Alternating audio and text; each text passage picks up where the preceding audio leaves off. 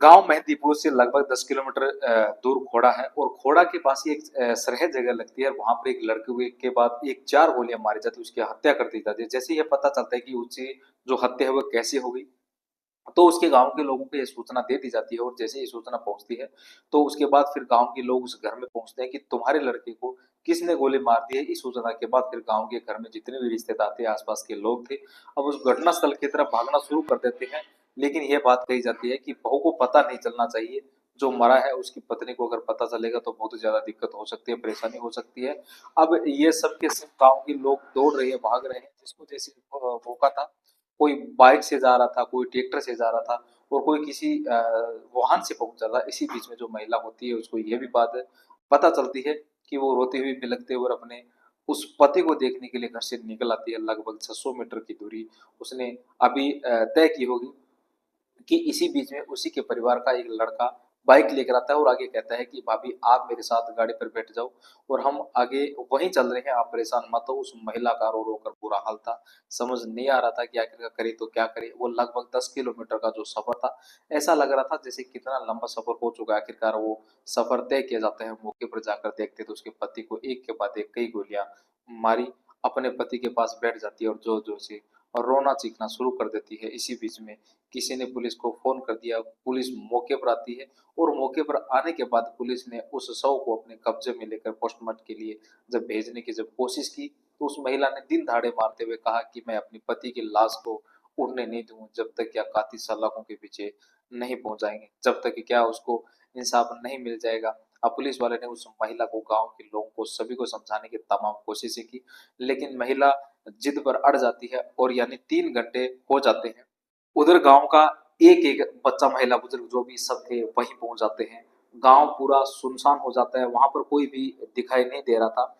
जब गांव वालों की जिम्मेदार लोगों ने बीच में आते हैं और आने के बाद उस बहू को समझाया जाता है कि जो हुआ है उसको वो टाल नहीं सकता, नहीं टाला जा सकता है, लेकिन आगे ना हो कुछ ऐसा, इसलिए पुलिस की मदद करे। तब पुलिस उस 3 घंटे के बाद उस लाश को कब्जे में लेती है और कब्जे में लेने के बाद पोस्टमार्टम के लिए भेजती है। और पुलिस के महज यानी 72 घंटे समय लगा और 72 घंटे समय के कातिलों को पुलिस ने गिरफ्तार किया। जब कातिल को पुलिस को गिरफ्तार करती है, लेकिन यह नहीं हो रहा था कि कातिल उस भीड़ का हिस्सा था और वो कातिल ऐसा था कि वो साथ में था, उस पर बिल्कुल भी भरोसा नहीं कर सकते थे। लेकिन पुलिस के पास सबूत थे और सबूत जब बोलते हैं तो फिर कोई कुछ नहीं कर सकता। आदाब नमस्कार, सत श्री अकाल। मैं आपका भाई कैलाश कुमार। आज की जो सच्ची घटना आपको सुनाने जा रहे हैं, बिल्कुल सच्ची घटना।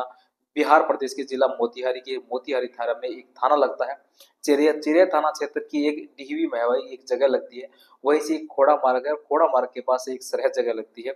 यह सुनसान इलाका। यह तारीख 16 सितंबर 2025 की लगभग शाम 5:30 बजे एक लड़का जो कि बाइक पर मदमस्त होते हुए अपने गीत गाते हुए ऐसे जा रहा था मोतिहारी की तरफ। इसी बीच में अपाची बाइक पर दो बदमाश आते हैं और बदमाशों ने आने के बाद उस तरफ इशारा किया, उससे हाय हेलो और हाय हेलो करने के बाद उस लड़के ने, वह अपने काम में था, अपने पास में अपने आप में मस्त जा रहा था। इसी बीच में बाइक जो दो बदमाश होते हैं वो धीरे से रुकते हैं, रुकने के बाद उसके बिल्कुल बराबर में हो जाते हैं और बराबर में पिस्तौल में अपने तमचे से जो उसको गोली मारना शुरू कर देते हैं और एक के बाद एक 4 गोलियां मारी जाती है। और जैसे ही ये 4 गोलियां लगती है तो बाइक पर बैठा वो लड़का, उसके मौके पर ही मौत हो जाती है। लेकिन इन गोलियों की आवाज किसी को ने सुन ली थी। सुनने के बाद यह बाइक सवार जो होते हैं यहाँ से भाग लेते हैं और उसके बाद फिर आसपास के लोगों को यह सूचना दी जाती है। आसपास के गांव के लोग, बड़ी संख्या में लोग यहाँ पर इकट्ठा होने शुरू हो जाते हैं। और इसी बीच में किसी ने पुलिस को भी फोन भी कर दिया। लेकिन इसी बीच में उस लड़की की जब जेब टंटोला जाता है, और क्योंकि वो मर चुका था और उसकी सांसें थम चुकी, चारों तरफ ब्लड बह हुआ था, समझ नहीं आ रहा था कि करे तो क्या करे। तभी किसी ने देखा, उसकी जेब में हाथ डाला तो पता चलता है कि उसकी जो गांव है चरिया थाना क्षेत्र का ही गांव लगता है। मोहित दीपुर वहाँ वहाँ का रहने वाला है और उसका नाम आमोद कुमार यादव उर्फ प्रमोद होता है, जिसकी उम्र लगभग 28 साल के आसपास होती है। ये दो भाई होते हैं, एक छोटा था और उसके एक बड़ा भाई और है। ये सूचना जो रामगढ़ यादव यानी कि उसका पिता को जब दी जाती है तो रामगढ़ जो होते हैं उसके पिता जो रो रो कर बुरा हाल हो जाता है, वो समझ नहीं पा रहा था कि आखिरकार करूं तो क्या करूं। लेकिन यह सूचना अब उनके पास नहीं बल्कि पूरे गांव के आग की तरफ फैल जाती है। इसी बीच में जो उसकी पत्नी होती है, पत्नी को भी यह बात पता चल जाती है और पत्नी का रो रो कर बुरा हाल हो जाता है। पत्नी का नाम सुरभीता कुमारी सोनी कुमारी यादव होता है और जैसे ही उन्हें बात पता चलती है तो जिद में पड़ने लगती है और वह भी अपने पति को देखने के लिए जाएगी। अब वह यहाँ किसी भी कीमत पर नहीं रुकेगी। 3 साल की बेटी होती है और 3 साल का बेटी का भी रो रो कर बुरा हाल था। इसी बीच में जो गांव से निकल रही थी, तभी गांव के किसी व्यक्ति ने उसको उस घटना स्थल पर छोड़ दिया और यहाँ पर गांव का एक एक व्यक्ति, एक एक बच्चा वहां पर मौजूद था। अब इसी बीच में बस गांव वालों ने उस महिला ने और अपने पति की हत्या के बाद ये जिद पकड़ ली थी, जब तक कातिल नहीं पकड़े जाएंगे वो किसी भी कीमत पर उस लाश को नहीं उठने देंगे। बस इतना था कि पुलिस को समझाने की कोशिश की, लगभग यानी 5:30 बजे, यानी पौने 5 बजे के आसपास का वक्त रहा था जब यह घटना हुई थी। और धीरे धीरे करके 3 घंटे कब गुजर जाते हैं पता नहीं चलता और यहाँ आसपास के लोगों का भी जमघट लग जाता है और यहाँ संख्या यानी हजारों में पहुंच जाती है। पुलिस ने समझाने की कोशिश की। अब उच्च अधिकारियों ने नजदीकी जो डीएसपी लगते हैं उनकी ही अगुवाई में एक एसआईटी का गठन किया और एसआईटी का गठन करने के बाद कहा कि हमें कुछ वक्त दीजिए, आप हमें वक्त देंगे तो हम ईमानदारी से पूरे इस मामले की जांच करेंगे और कातिल होंगे उन्हें हर हाल में पकड़ लेंगे। और पूछा पूछा जाता है कि लड़का क्या करता था, तो पता चलता है कि यह ब्याज का काम करता था, पैसा देता था और पैसा देने के बाद ये ब्याज के पैसे जो आते थे उसी से अपना काम धंधा वगैरह उसका चलता था। लेकिन इसी बीच में उसने लड़की के बारे में जब ये पता चलता है कि ब्याज के काम करता था, तभी उसने से जिसे पैसे लेन देन था उसका ऐसे लोगों को टारगेट किया जाता है और उन्हें पकड़ा जाता है, उनसे पूछताछ की जाती है। लेकिन पुलिस के हाथ खाली, पुलिस को उनकी जानकारी से ऐसा कुछ नहीं मिल पा रहा था कि आखिरकार करे तो क्या करे। फिर गांव वालों को लगातार प्रेशर बना रहा था, दबाव बन रहा था। उस मार्ग में जितने भी सीसीटीवी कैमरे लगे हुए थे उनको भी खंगाला जाता है, तभी पता चलता है कि अपाची बाइक पर 2 बदमाश थे, कौन थे, कहाँ से आए थे, उनके चेहरे दिखाई नहीं दे रहे थे और साथ ही उनकी जो बाइक के नंबर था वो भी धुंधला सा दिखाई दे रहा था। पुलिस वाले आखिरकार अब इस मामले की जांच पड़ताल में जुट जाते हैं। साथ ही जो मरने वाला होता है जिसका नाम आमोद कुमार यादव होता है, तो उसके मोबाइल की सीडीआर निकलवाई जाती है और यह देखने के लिए कि आखिरकार किस किस से जो बातचीत करता है, कहीं ऐसा तो नहीं है कि इसी ने कहीं ना कहीं जो रास्ता है खुल सके, निकल सके। आखिरकार जब सीडीआर सामने आती है तो सीडीआर से पता चलता है कि अंतिम बार जो बातचीत हुई थी वो उसकी पत्नी से ही बातचीत हुई थी। पत्नी से पूछा जाता है कि यानी कि जिसका नाम सुरभिता कुमारी उर्फ सोनी कुमारी होता है, उससे पूछा जाता है कि तुमने अपने पति से क्या बातचीत की थी, आखिर उसके मरने से कुछ देर पहले तुम्हारी बातचीत हुई थी। उसने कहा हाँ मेरी बातचीत हुई थी, मैंने यह जानने की कोशिश की थी घर कितनी देर में आओगे। दरअसल वो अपनी बहन के घर गए हुए थे घोड़ा, वहां से वापस अपने घर की तरफ आ रहे थे, बस मैं उनका इंतजार कर रही थी, यह जानना चाहती थी कि। लेकिन इसी बीच में पुलिस के कान में किसी ने कुछ थोड़ी सी बात कही, पुलिस की यकीन नहीं हो रहा था क्योंकि ऐसे वक्त में अगर घर के ही किसी शख्स पर आप शक जाहिर कर रहे हो और उधर हजारों लोगों का समर्थन उस परिवार के साथ, तो जाहिर सी बात है पुलिस बड़े बड़े यानी बड़े फूंक फूंक के कदम रखती है।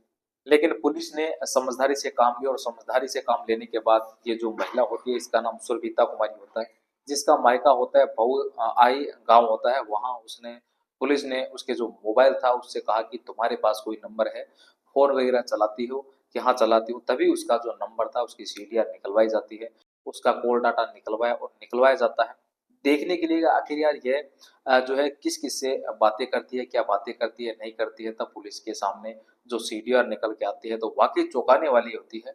एक ऐसा नंबर था, उस नंबर पर वो इतनी बातें करती थी, चाहे दिन हो या रात हो, जब जब उसका मौका था तब तब बातें करती थी। चाहे रात के 12 बजे हो या 2 बजे हो, सुबह के या फिर 3 बजे हो, या फिर दिन में कोई मौका होता था तब वह बातें करती थी। ऐसा लगता था जैसे क्या 24 घंटे में 6-7 घंटे सिर्फ उसी से ही बातें होती है। पुलिस ने उधर तो कुछ नहीं कहा, लेकिन जिससे बातचीत होती थी उसका नाम विकास यादव होता है, जिला सीतामढ़ी और थाना होता है वे रगनिया और गांव होता है मसाहा नौरतम। दरअसल पुलिस जब इसके गांव जाती है तो पता चलता है कि यह गांव में नहीं रहता, बल्कि छत छतोनी एक जगह लगती है, वहां पे किराए पे रहता है। विकास यादव के पास पुलिस जाती है और उससे बातचीत करती है कि हमें बहुत सारी बातों को पता चल चुका है, बस हम ये जानना चाहते हैं कि अपने मुंह से जो बताओगे उस कहानी को सुनना चाहते हैं। और वो कहता है कि साहब आप क्या बात कर रहे हो, मेरे तो कुछ समझ में नहीं आ रहा। तभी वो सामने एक नाम लिया जाता है सुरभिता कुमारी का कि तुम्हारी इससे बहुत ज्यादा बातें होती है, साल 2018 में इसकी शादी हो चुकी थी, तुम्हारा इसका क्या रिलेशन है, तुम इससे दोनों से आपस में इतनी सारी बातें क्यों करती हो, पता हमें सब कुछ है। पुलिस ने कुछ ऐसी ही बातचीत करने की कोशिश की, लेकिन हम तुम्हारे मुंह से यह जानना चाहते हैं। शुरुआत में तो उसने इधर उधर की बातें की, लेकिन पुलिस के सामने वह तोते की तरह बोलना शुरू कर देता है। उसने कहा कि उसकी ये जो महिला है यानी कि सुरभिता का सगे जीजा का सगा चचेरा भाई है, इसलिए यह शादी से पहले ही इससे प्यार करता था, इससे करता था और इसके साथ उसके शारीरिक संबंध भी थे। यानी कि अवैध संबंध भी थे, लेकिन पिछले कुछ दिनों से उसके मौका नहीं मिल पा रहा था कि वह कैसे मिले कैसे ना मिले।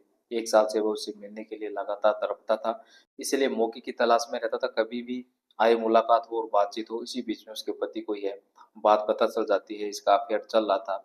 जब वह लगातार बातचीत करती थी तो पति इस बात पर विरोध करता था। आमोद ने कई बार अपनी पत्नी को समझाने की कोशिश की कि मुझे कुछ कुछ शक हो रहा है, लेकिन जिस दिन भी शक यकीन में बदल जाएगा तो उस दिन मैं देख लूंगा। एक दिन शक यकीन में बदल जाता है और यह बात पता चल जाती है कि वह अपनी पत्नी से कहता है कि मैं उसे किसी दिन जान से मार दूंगा, देखना वह किस दिन गोली का शिकार हो जाएगा। जैसे ही उसने अपनी पत्नी से आमोद ने यह बात कही तो उसकी पत्नी सुरभिता ने सबसे पहले यह बात विकास यादव यानी कि अपने प्रेमी से कही। प्रेमी जो उसके सगे जीजा का सगा चचेरा भाई होता है, उसे ये बात कहीं कहीं देख लो, या वह तुम्हें मार देगा या फिर तुम्हें उसे मार दो, और अगर तुमने उसे नहीं मारा तो वह तुम्हें मार देगा। और मैं नहीं चाहती बस पूरी जिंदगी तुम्हारे साथ जैसे वक्त बीतता है, रातें बीतती है, बस मैं चाहती हूँ कि वैसे ही जिंदगी चलती रहे। जब यह बात चलती है तो उसे लगता है कि आखिरकार करूँ तो क्या करूँ। तभी उसने प्लान बनाया और प्लान बनाने के बाद उसकी पत्नी ने कहा कि तुम चिंता मत करो, वो कहाँ जाता है कहाँ नहीं जाता है उसकी जानकारी मैं तुम्हें दूंगी, लेकिन तुम्हें उसका काम तमाम करना है। अब विकास के लिए अपने एक दोस्त गौतम को बातचीत की। गौतम से कहा कि यार एक आदमी को मारना है, ठिकाने लगाना है, अगर उसको ठिकाने नहीं लगाया तो वह मुझे मार डालेगा। जब इस तरह की बातें हुई, उसने कहा ठीक है, मेरा एक दोस्त है, मेरी जानकार है, जिसका नाम रंजन कुमार और गोलू पटेल है, कि तुम्हारे जिले का थाना जो मेजरगंज का रहने वाला है। उम्र उसकी 20 साल है। और बात सुनने के बाद इस विकास यादव को ऐसा लगता है कि यार ये गोलू पटेल आखिरकार करेगा तो छोटा बच्चा तो ही है। उसने कहा बच्चा नहीं है, बहुत ही खतरनाक है और बहुत शार्प शूटर है, उससे ही बातचीत करते हैं। अब उसको पैसे देने की व्यवस्था की बात की जाती है, लेकिन विकास के पास उतने पैसे थे नहीं। तभी उनसे सुविधा यानी कि अपने प्रेमिका से कहा कि पैसे का इंतजाम। उसने कहा टेंशन मत लो, चिंता मत करो, मेरे पास 32,000 है, वो सीधा खाते में उसके डाल देती हूँ। अपने प्रेमी के जब बातचीत आती है तो गौतम कहता है कि पैसे आप ज्यादा कोई जरूरत नहीं है, जितने हैं इतने ही काम चलाएगा। यह रंजन कुमार को गोलू पटेल भी 32,000 लेके यह मर्डर करने की बात तय कर लेता है और उसे कहता है कि बस मुझे उसका फोटो दिखाओ, चेहरा दिखाओ, और साथ ही उसकी लोकेशन बताओ कि कहाँ आता है कहाँ जाता है। और यह 15 तारीख को अपने घर से सीतामढ़ी से निकलता है, मोतिहारी पहुंच जाता है। 16 तारीख को ये अपनी बहन के पास आया हुआ था। जो आमोद होता है वह गोलू पटेल भी अपनी बाइक वगैरह अपने दोस्तों के साथ एक साथ साथी होता है, उसके साथ वहां पर मौके पर पहुंच जाता है। और उसी बीच में पत्नी उससे बात कर रही थी अपने पति से कि तुम कहाँ हो। बोले मैं थोड़ा सा निकलने वाला हूँ, शाम के लगभग 5:30 बजे आज का वक्त हो रहा था। तब उसने कहा मुझे यकीन नहीं हो रहा, तुम झूठ बोलती हो, हमेशा झूठ बोलती हो, सही बताओ तुम्हारी लोकेशन कहाँ, तुम कहाँ पहुंचने वाला हो। तब उसने अपनी एकदम एक्यूट लोकेशन भेज दी। तो यह पता चला ही था कि वो कहाँ जाएगा, इसलिए पहले ही शूटर वहां मौजूद होता है, लोकेशन उसे मिल आ जाती है। और जब यह बाइक से निकल रहा था जा रहा था, इसी बीच में खोड़ा के से मतिहारी की तरफ चल रहा था, तभी से सरह गांव का लगता है, सरह गांव के पास ही शूटर ने पीछे से बाइक लेके आता है और बातचीत भी करता है और एक के बाद एक 4 गोलियां मार देता है और गोली मारकर उसकी हत्या कर देता है। अब अभी तक उसकी पत्नी थी, उससे यह बातचीत नहीं थी, बल्कि प्रेमी ने ही सारी कहानियां बताई थी। अब पुलिस वाले उसकी पत्नी के पास पहुंच जाते हैं, सुबेदा यादव के पास जाकर कहते हैं कि हमें पूरी जानकारी मिल चुकी है, विकास यादव ने तुम्हारी पूरी कहानी खोल दी है। तुमने अपने पति को मरवाने के लिए अपने ही प्रेमी के खाते में 32,000 दे दिए और उस वक्त कह रही थी जब ये कातिलों को गिरफ्तार नहीं करोगे तब तक मैं अपने पति को लाश को नहीं छूने दूंगी। तुम किस तरह का नाटक कर लेती हो, बड़ा यकीन हो रहा था, बड़ा ताज्जुब होता है। और जब यह बात के गांव हजारों लोगों को पता चलती है कि सुरभिता यादव ने अपने ही पति की हत्या कराई है, और जिस दिन यह क्या घटना होती उस दिन वो बार बार बेहोश हो रही थी और बेहोश होते गिर जाती है। गांव वालों को ऐसा लग रहा था कि कहीं ऐसा ना हो ये अपनी जान दे दे, लेकिन जान तो खैर क्या देती। पुलिस ने उसे गिरफ्तार किया, गिरफ्तार करने के बाद जेल भेज दिया।